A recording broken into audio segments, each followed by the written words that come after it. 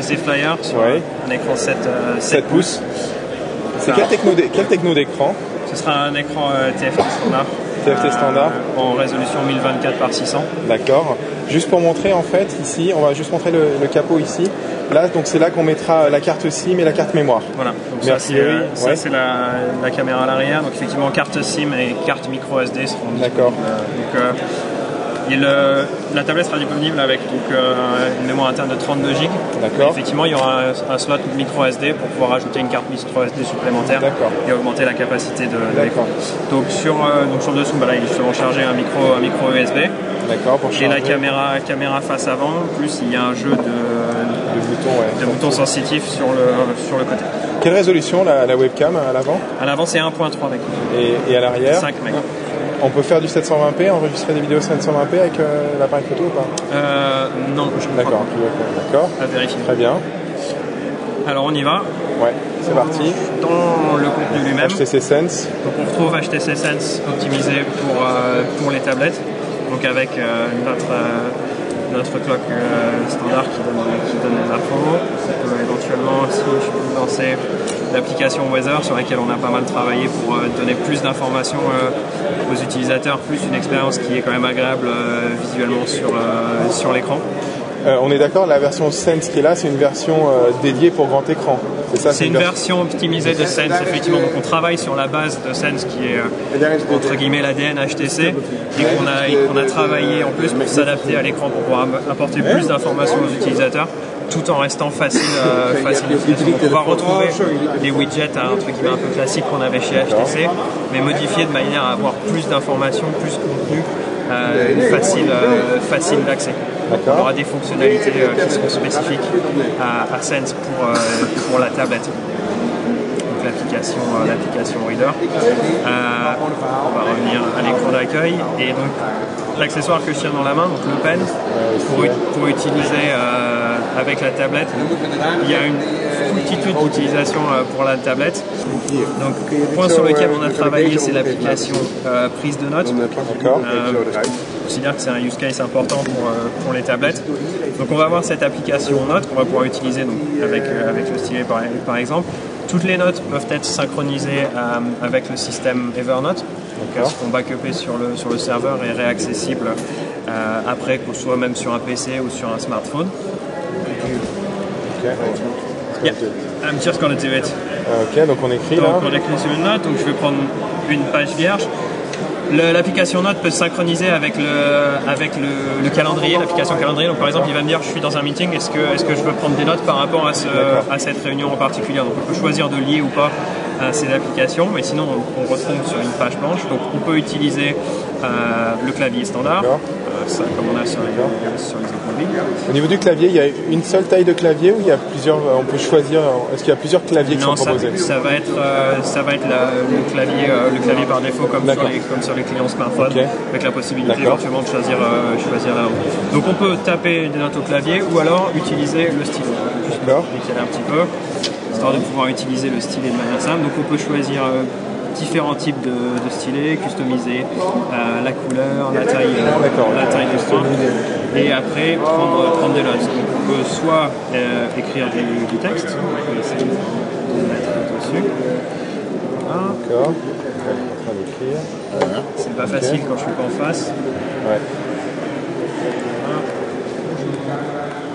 Ou alors simplement faire un petit dessin, prendre une note, un schéma, etc. Donc, et après ça, on peut l'éditer, sauvegarder. L'application Note permet également d'intégrer d'autres éléments comme une photo. Donc on peut utiliser l'appareil photo pour intégrer une photo à la note. Mettre également des fichiers en pièces jointes. Et important, on peut utiliser la fonction Time Mark ici, qui va en fait enregistrer les interactions que j'ai avec la tablette pour prendre mes notes. Donc, il va enregistrer le son de ma voix et il va également enregistrer les dessins que je suis en train de faire, etc. Si je prends un schéma, s'il y a beaucoup d'informations qui arrivent en même temps, tout ça est sauvegardé, je peux après l'arrêter et le rejouer tranquillement après ma réunion. C'est un bloc-notes, on peut racheter un bloc-notes à la mémo. Donc c'est vraiment n'importe quel contenu à prendre une note tout est consolidé là en un seul et même endroit. Lors de la conférence, ils montraient aussi pendant une réunion, est-ce qu'on peut aussi, par exemple, si on est dans une réunion, il y a des gens qui parlent, le micro pourra capter, et il y a un travail de DSP qui sera assez bon pour enregistrer ça? Il y a une qualité audio qui sera bonne, après c'est sûr si la salle est grande et que la personne est à tout l'autre bout, je ne vais pas garantir qu'on enregistre, mais effectivement, la qualité du son sera bien travaillée pour qu'on élimine un maximum d'écho et que ça soit confortable effectivement à utiliser. Est-ce que c'est sensible à la pression? C'est-à-dire si j'appuie fort, ça fait un gros trait si je... Ça peut. Le stylus est assez sensible. Là, toutes les fonctionnalités sont pas activées pour la démo, mais ça peut faire ce genre de choses, ça peut être customisé. Non, surtout ce que j'allais montrer, c'est que on peut utiliser le stylet pas que sur l'application Notes, mais aussi partout. C'est-à-dire que je peux faire une custo de mon écran d'accueil. Et si j'ai raté la Saint-Valentin, je peux me rattraper vite fait, envoyer une petite fleur et récupérer le coup entre guillemets en envoyant ça par email ou sur Facebook ou tout autre réseau social. Et ça fonctionne donc partout dans l'interface, ce qui peut être très pratique par exemple si je suis sur un site web et qu'il y a un article qui me plaît. Par exemple, je veux faire le point sur le Seven Mozart. Ça c'est pas mal, je vais envoyer ça avec mes collègues pour partager la dernière info de tel produit HTC. Ils reçoivent quoi, une copie d'écran, c'est ça? Ils vont recevoir cette image effectivement avec la copie d'écran et les modifications. Donc un mail avec un fichier joint, exactement, format image, d'accord. Avec ce format. C'est quoi, c'est du JPEG qui est envoyé? Je pense qu'on peut supporter plusieurs formats. On peut choisir le format, on peut paramétrer. Voilà. D'accord, ok. Voilà. Et ça peut être pratique aussi également dans l'application des e-books. Si vous voulez prendre des notes sur un e-book, ce que j'ai certainement dû faire dans la démonstration précédente, voilà. Je peux prendre des notes directement sur mon e-book aussi. Par exemple, on peut imaginer être à l'université et avoir des cours en version soft copy électronique. Et donc on peut prendre les notes directement là-dessus, plus besoin d'avoir son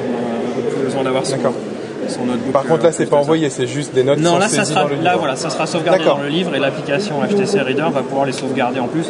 On peut les manager, les supprimer, les éditer, etc. Et est-ce que ce sera lisible par d'autres applis ou uniquement par HTC Reader si je passe mon livre bookmarké avec des notes à quelqu'un d'autre? Il y a certainement des problèmes de compatibilité à anticiper, mais je pense qu'on peut travailler sur des standards communs qui font que ça soit réutilisable. Ce serait pas mal ça. Oui, je suis d'accord, ce serait pas mal. Je connais pas les détails à 100%. Oui, d'accord, c'est peut-être un peu trop tôt aussi parce que c'est peut-être pas finalisé.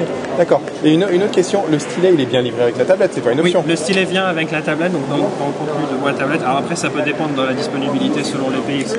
Mais normalement la tablette viendra avec le stylet par défaut et une case pour tenir le stylet avec la tablette. Une housse par défaut pour tenir la tablette. Ah d'accord, et pour ranger le stylet. Oui, parce qu'en fait il n'y a pas de...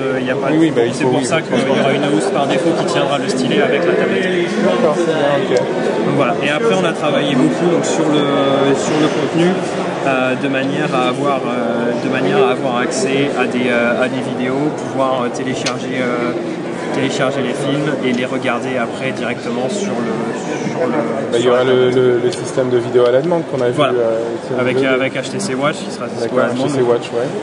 La tablette supporte le download, progressive download, donc on peut commencer à regarder le film même si le fichier n'est pas entièrement téléchargé, ce qui permet de gagner du temps.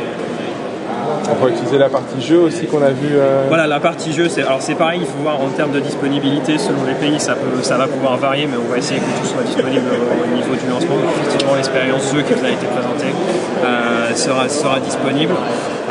Et puis voilà, donc on peut essayer aussi rapidement la caméra avant. C'est bien, ouais. Donc on a lancé la webcam. Le service de visio HTC, c'est quoi la compatibilité? Ça marche avec, ce sera entre HTC, ça marche avec d'autres? Alors non, en fait pour ce qui est communication, visio, comme la tablette supportera le data, on peut faire toutes les solutions de voix sur IP ou utiliser des clients comme Skype par exemple pour avoir une solution de vidéo. On n'a pas de solution propriétaire HTC, non, on peut rester ouvert et que pour que tout le monde puisse utiliser la fonctionnalité. Il y a une sortie HDMI dessus ou... Alors non, pas directement. Par contre, il y a des adaptateurs. Il y aura un adaptateur disponible en accessoire pour convertir la sortie en HDMI. Donc ça sera c'est supporté, mais c'est disponible en accessoire, pas directement. Il n'y a pas de port, enfin USB pour brancher une clé USB Non, pas directement, mais on va travailler sur des accessoires comme des dockstations, etc., qui pourront augmenter effectivement la capacité de connectivité, le DLN1, etc. Le DHDMI aussi sur le dock, d'accord. J'espère qu'il y aura le chargement aussi sur la dock. Certains oublient de le mettre, ça serait pas mal quand même. Normalement, ça sera toute une série d'accessoires pareil à sortir avec. D'accord. Et puisqu'on parle d'extension, je me souviens plus. Est-ce qu'il y a un port mémoire ou pas? Oui, il y a un micro SD. Il y aura une carte micro SD. Donc la mémoire par défaut sera de 32 Go et il y a possibilité de rajouter une carte micro SD en plus pour augmenter la capacité. D'accord. Je crois qu'on a fait un peu le tour, il n'y a pas d'autres fonctionnalités nouvelles. Plein d'autres fonctionnalités, mais il faudrait des heures des heures de démo. Non, vraiment, l'important, c'est une version Sense vraiment optimisée pour les tablettes pour donner une expérience qui soit fluide et pratique pour les utilisateurs. Beaucoup de travail a été fait sur cette expérience. Par exemple, si on tilt le device, on a ces deux vues qui nous permettent de rapidement aller sur un email et pouvoir l'ouvrir. Ça, c'est un exemple d'optimisation de Sense pour les produits tablettes. C'est pas quelque chose qu'on peut faire sur les produits smartphones, mais par contre on peut le faire sur les produits tablettes. Et ça, c'est très très pratique. Ça, c'est très très pratique. Vite sous les emails, etc. Et c'est la même chose après sur l'application photo. On va retrouver ce même concept sur lequel on a travaillé avec Sense. Donc si je lance l'application Galerie, ça va être le même concept. J'ai mes albums et si je tilte la tablette, je tombe sur cette vue qui me permet d'avoir tous mes albums rapidement ou le détail de chacun de ces albums. Ok, d'accord. Vous pouvez nous rappeler le poids déjà? C'est 420 grammes. D'accord, c'est très léger et puis finition vraiment en alu, vraiment sympathique. Ouais, non, vraiment facile à porter. Enfin, ça va faire 3 heures là que je fais la démo et je prends encore mal au bras, donc ça va. Non, vraiment très très confortable à porter.